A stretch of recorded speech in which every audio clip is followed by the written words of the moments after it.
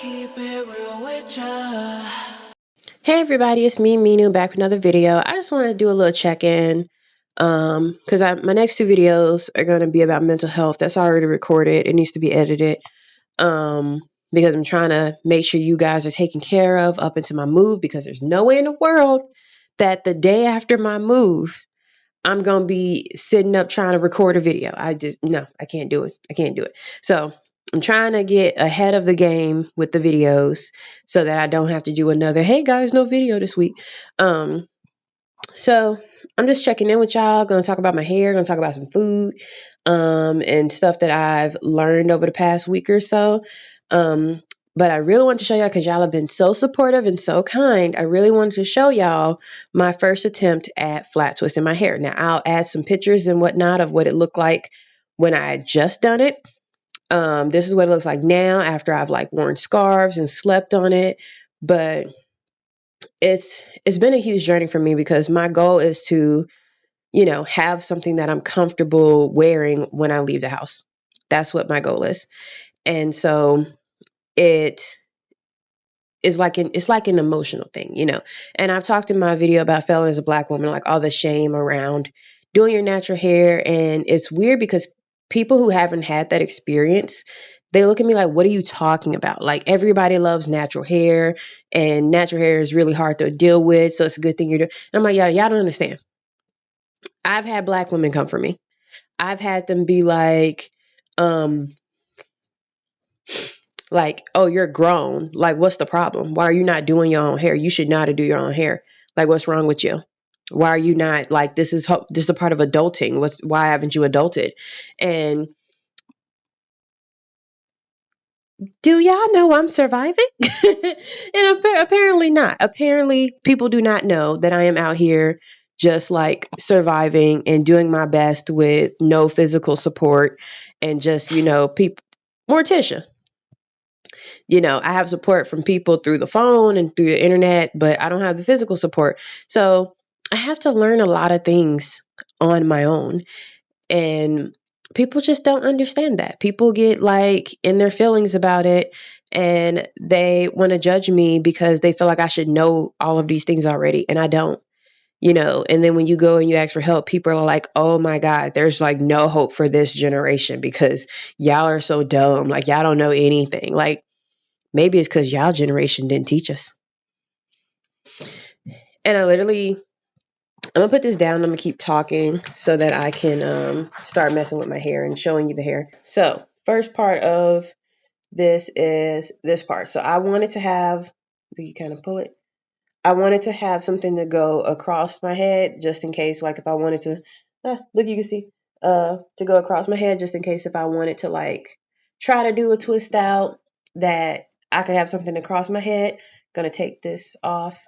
So these are, you can see the hole here where I just did not know what was happening because I was at the back of my head, but they're kind of chunky. I did 4 on each side. So this was my first attempt, and you can see it's already kind of unraveled a little bit just by me pulling it down. And you can see the back don't make no sense. Like, what's this? What's happening here? I don't know. The back makes no sense, and I just had to let it be because I didn't know what was going on. Let me put a little bit more moisture here. Also, too, I learned to like flat twist my hair dry. That's the one that y'all saw in the other videos where it was just like straight to the back. This one I did with like conditioner. So like I washed and deep conditioned my hair before I did it so that everything would be malleable for me. But yeah, I was having this conversation with my coworker, and you're going to hear, and this is the same boomer that you're going to hear in the next couple of videos, where I tried to explain to her, like, look, I didn't grow up like you. Like, I know you really want me to be you, like, because you like me, so you want to think of me as a younger version of you, but I didn't grow up like you. This person, they grew up middle class, they had both their parents in their life, and they were like, thing about me, if I wanted to learn how to fix my car, I just go sit with my dad and watch him fix his car, and then I would learn, and then I go fix my car. And I'm like, see, you already missing steps here. Go to my dad. What? First of all, one, couldn't go to my dad. He wasn't there. But second, if I could go to my dad, I don't think I ever seen this nigga fix a car. And he wouldn't have wanted to teach me because that's not stuff that women do. And I had to explain to her, because she was like, you know me, I'm a go-getter. I just go get it. If I need to know something, I just go get it. And I was like, that's nice. That's good for you. But I grew up in a family with very heavy, like, traditional gender role ideals, and want nobody out here trying to learn how to fix their car. That's what men do. That's the man's job. And if there's no man around, then you got to go find a man down the street to do it. It was never a woman in the family who could just like fix her car. Interesting. um, and it was also too when you factor in the poverty element of it, there's just like a lot of stuff going on that you just don't have the ability to go out and learn a bunch of things because you're busy worrying about where your next meal is going to come from. And I feel like a lot of people don't understand that. A lot of us, we grew up differently. And it's so interesting talking to people who have this weird assumption that everybody had the same opportunities that they did growing up. And I don't care how poor you are, how hard you got it out the mud, there's still somebody out there who probably had it worse than you, was in a worse situation, whether financially or they were being abused or they had some kind of disability. It's always going to be someone out there who had it worse than you and is having a much harder time to get to where you are. And so it just never made sense to me, people who are so quick to judge other people. But anyway, moving on from that. So I started looking into, because y'all know that I've been doing the whole gluten-free thing, and I've also been doing the whole soy-free thing, because this feels interesting, because I've been trying to get to the heart of what makes my body upset. And my body has been way more communicative about what it likes and what it doesn't like. So I finally got soy-free eggs at a farmer's market, and the first batch was good. The second batch was sour. He won't admit to it, but it was. But I finally got some soy-free eggs at a farmer's market. And once I started eating that, my body started talking to me. Because I had to stop eating eggs for like a year because I was just getting sick all the time. But I ate the soy-free eggs and I didn't get sick, and my body started talking to me. And my body started being like, you know what? I want tuna salad. And I was like, we ain't had tuna salad in years. It was like, I want tuna salad. And I was like, I ain't never made tuna salad. And then my body was like, well, you better find me some tuna salad. And because a lot of tuna salad is made with mayonnaise, which most cheap mayonnaise are made with soybean oil, I couldn't just go and get tuna salad from a restaurant. I couldn't just do that. And so I had to make my own. And I ended up doing it. I ended up making my own, and I was very proud of myself. And after that, my body did that. I was like, I want berries. And I was like, berries? And it was like, yep, I just want to go and eat a handful of blackberries or a handful of strawberries or a handful of blueberries. And I was like, I don't know what you own, body, but you know what? You're not asking me for nothing crazy, so here you go. And so what was funny was that when I made the tuna salad, I was in a store. I was looking for gluten-free crackers because you guys already know what the fuck is up. And I found Townhouse crackers, which I hadn't eaten since I was, a lot younger, before all this gluten stuff. And it's really like very nostalgic for me. And so I knew they had gluten in them. I knew that they were like, I knew they had wheat, but I didn't know they had soy. So I didn't look at the ingredients because I was having a moment. And I literally bought them and I took them home and I ate like half of a thing of crackers, and it was delicious. And it was so much nostalgia and it made my little me happy. And then like maybe an hour or so later, I was in so much pain. I was in so much pain. It hurt so bad. And I went and I grabbed it. I was like, gluten don't do this to me. And I looked on the back and it had motherfucking soybean oil. And I was so upset because I was like, I should have known. I should have known that there was going to be soybean oil in this. But silly me, silly Minu, always has those moments. Does this look okay?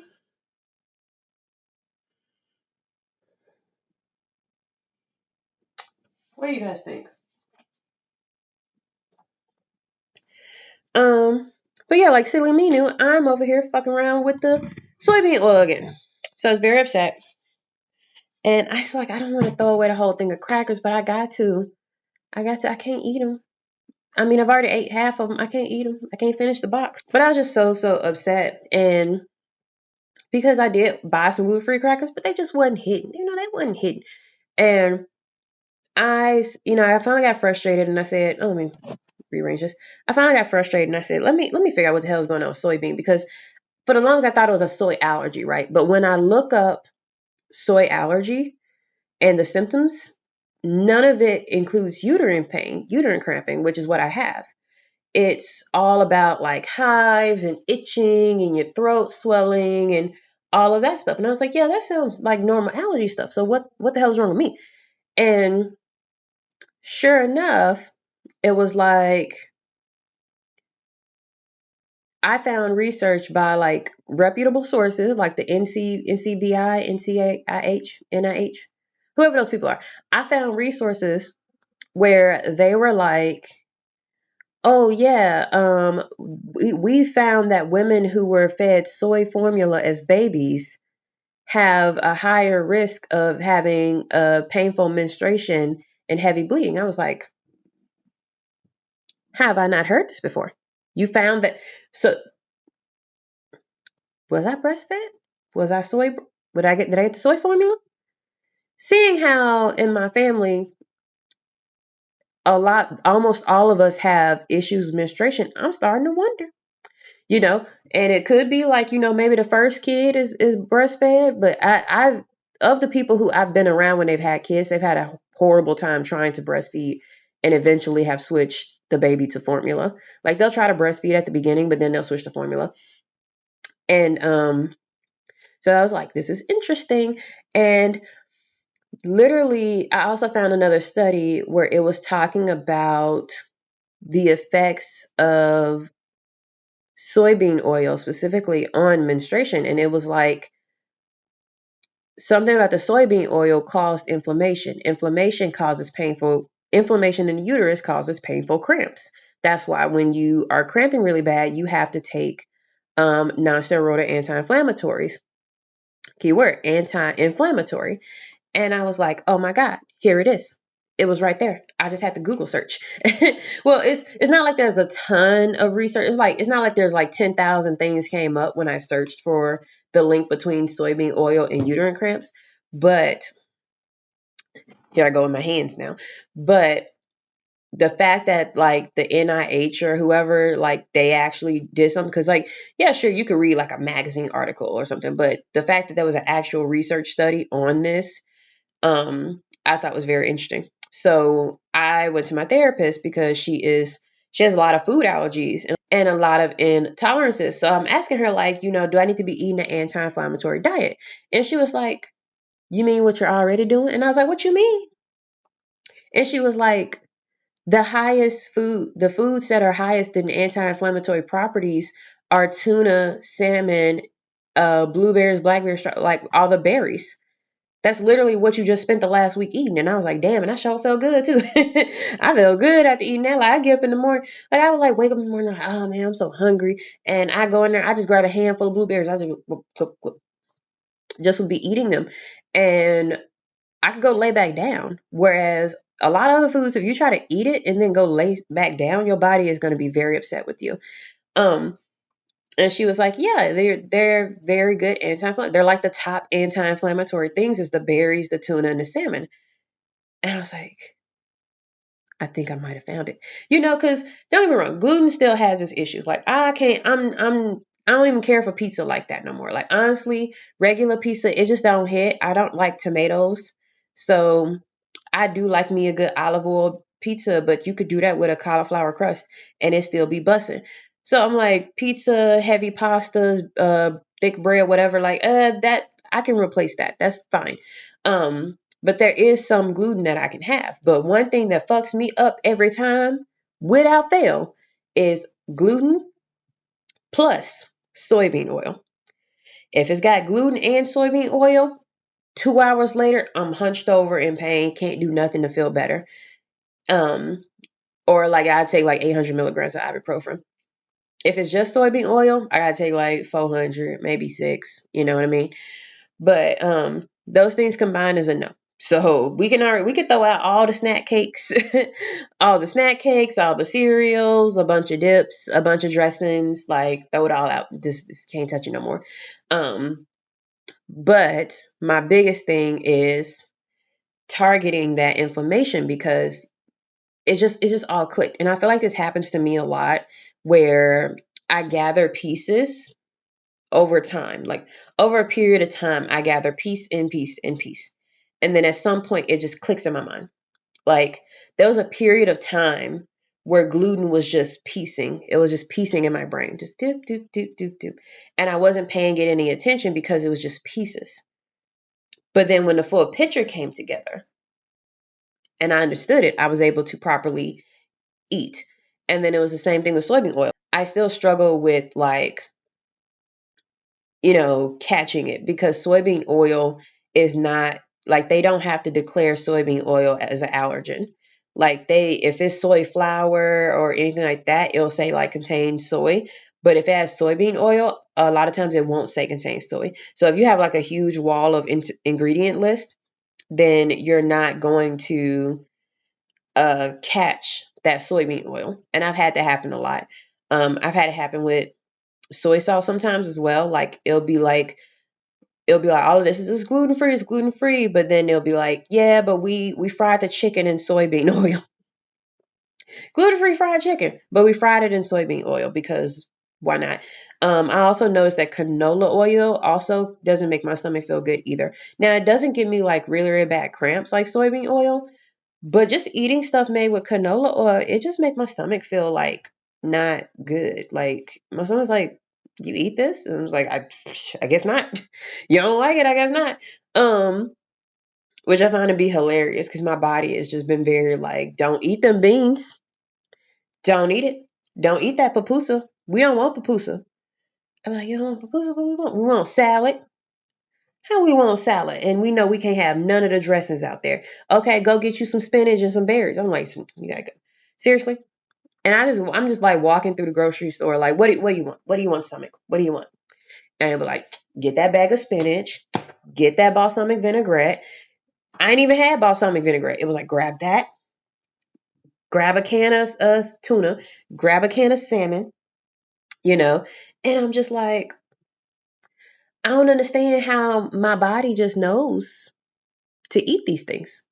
Like that's been my biggest struggle because I didn't grow up like eating vegetables and stuff. So like a lot of times I'm just like, I don't know what to eat. And my body is just be like, eat that. And is another thing too is like I think I get caught up in wanting to like build a meal. Like, okay, I'm gonna make a burger and then fries, or I'm gonna have chicken tenders and fries, and like that's a meal in my mind.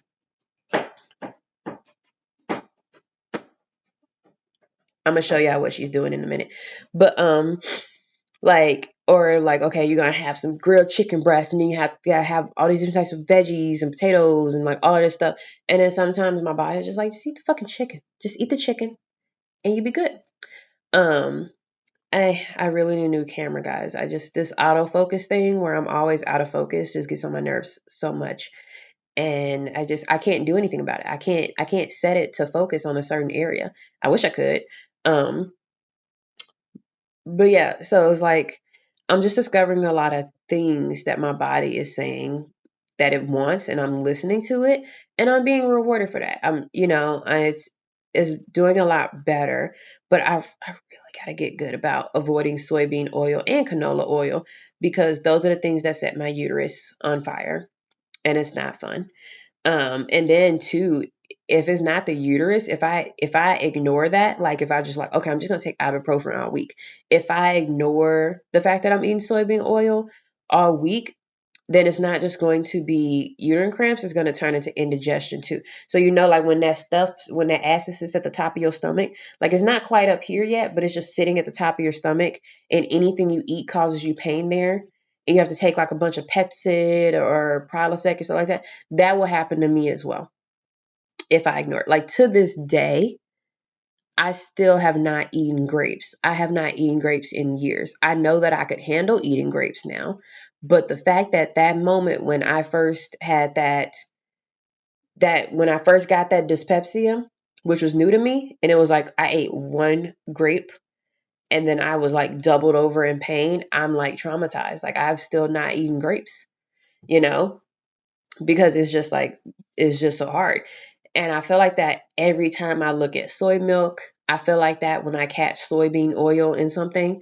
And sometimes I like, because I don't want to be a bother. Like if I'm in a restaurant or something, like I'll let it slide a little bit, but I really got to be more disciplined about it. Um, but yeah, I just want to share that. Also too, like um, getting ready for the move. Very stressful. I've been avoiding it so much. I've been avoiding the stress when it comes to getting ready for the move. Um, because I'm doing it by myself. I don't fully know what I'm doing. I have a list. I have like a packing list of like 2 months before I pack this, 1 month before I pack this, 3 weeks before I pack this. So I have a list, and I also have the week before I move, someone's willing to come and take my couch, and stuff like that. So, but I'm just like unpacking stuff by myself. I'm probably not doing the best. Like I'm pretty sure I'm gonna break something, or I'm gonna get to a new apartment and something gonna leak. um, and it just is what it is. And but yeah, like I'm making progress. I'm getting rid of a lot of stuff that was just junk and clutter, um and priming the cats for the trip. So I got Morticia on the soft paws. She's already chewed through a couple of them, but that's okay because my biggest concern was just her doing damage to the doors.